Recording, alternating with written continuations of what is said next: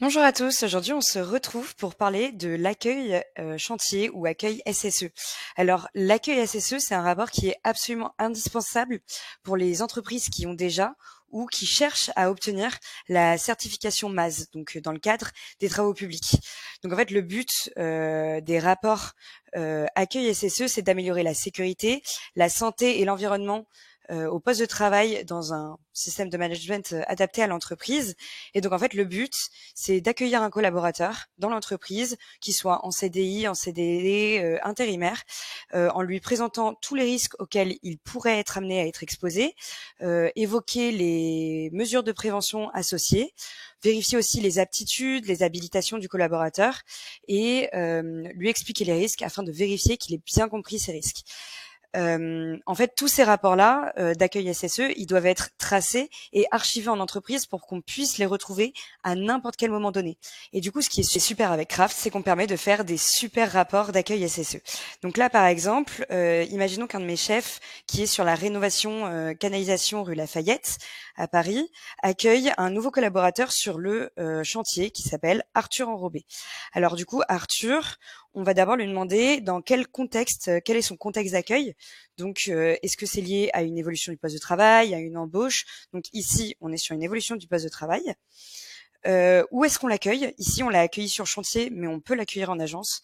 Et si on l'accueille sur chantier, chose assez intéressante, on peut mettre dans un champ localisation la localisation du chantier afin de préciser de manière extrêmement précise où est-ce qu'on se retrouve pour pas que Arthur, dès son premier jour, soit perdu. La date, elle se remplit automatiquement. C'était la date d'accueil. Ensuite, dans une deuxième partie, on va demander les qualifications, aptitudes et formations du collaborateur accueilli. D'abord, on renseigne son type de contrat, s'il est en CDI, en CDD, apprenti, stagiaire. Ici, on accueille un intérimaire. On vérifie ses aptitudes médicales. Donc ça, c'est une case à cocher. C'est extrêmement important. Une fois qu'on a bien coché ce champ-là, on peut continuer. On demande aux collaborateurs les permis de conduire qu'ils présentent. Donc ici, imaginons qu'il ait juste le permis B, et ce n'est pas un souci. On peut aussi lui demander tous ses CACES ou autorisations de conduite présentées. Donc là, on a une liste exhaustive de tous les CACES qui pourraient être demandés. Par la suite, on va demander toutes les attestations de formation présentées. Ça, c'est super important. Et pareil, c'est une liste extrêmement exhaustive de toutes les formations potentielles que le collaborateur pourrait avoir. Par la suite, on va lui remettre ses équipements individuels de protection ou EPI. Quand le collaborateur arrive, on va l'équiper avec ses EPI. Et donc ici, on a pareil une liste exhaustive de toutes les EPI possibles qu'on pourrait donner au collaborateur. Pour la suite, on fait une checklist des points à aborder avec le collaborateur qu'on accueille. Donc ça, c'est une checklist que le chef de chantier va passer en revue avec le collaborateur. Donc d'abord, il va lui présenter le chantier et sa nature. Ensuite, les conditions d'accès et de circulation des piétons et des engins.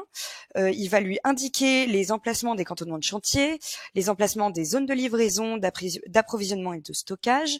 Il va lui faire part des consignes de tri des déchets, des consignes en cas d'accident, de l'emplacement de la trousse de secours.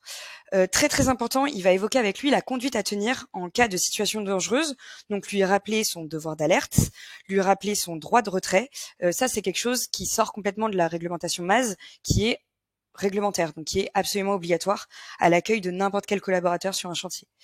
Finalement, on va lui rappeler les consignes en cas d'incendie, les risques et nuisances au poste de travail et les mesures de prévention associées. Ça va être vraiment quelque chose de propre au poste de travail. Et finalement, matériel interdit, c'est propre à la réglementation de l'entreprise, à la réglementation du poste de travail.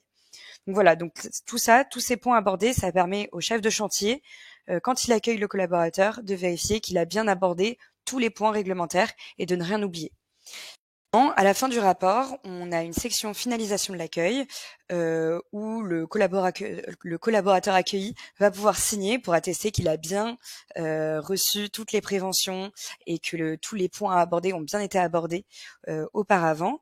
Et l'animateur, qui généralement sur chantier va être le chef de chantier, a la possibilité de renseigner son nom, sa fonction et de signer pour dire que lui aussi il atteste avoir bien donné tous les éléments dont on a parlé au-dessus aux nouveaux collaborateurs accueillis. La deuxième partie qui est intéressante, cette fois-ci, elle va se situer sur le web et elle va être plutôt pour les conducteurs de travaux ou pour les chefs d'agence. Ça va être dans la vue base de données, toujours dans Craft, la possibilité de voir tous les accueils SSE qu'il y a dans l'espace. Donc là, j'ai la possibilité de voir que depuis que j'ai commencé à faire des rapports d'accueil SSE, j'ai accueilli 4 nouveaux collaborateurs et je vois très visuellement et très très vite que par exemple j'ai eu 2 collaborateurs qui ont été accueillis sur chantier et 2 autres en agence. Je vois aussi que tous leurs aptitudes médicales ont été vérifiées et je vois que tous ont bien eu la bonne checklist de choses à évoquer qui ont bien été évoquées du coup, puisque toutes les petites coches sont bleues. Et à la fin, je vois que tout le monde a bien signé, donc que tout le monde est d'accord. Et donc ça, comme on en parlait au début, c'est ultra important pour les entreprises qui cherchent à avoir ou qui ont déjà la certification MAS, parce que cette possibilité de voir ça sous forme de base de données, eh ben ça permet vraiment de tracer et d'archiver pour l'entreprise. Donc c'est un vrai plus. Merci beaucoup de m'avoir écouté et à très vite pour d'autres rapports.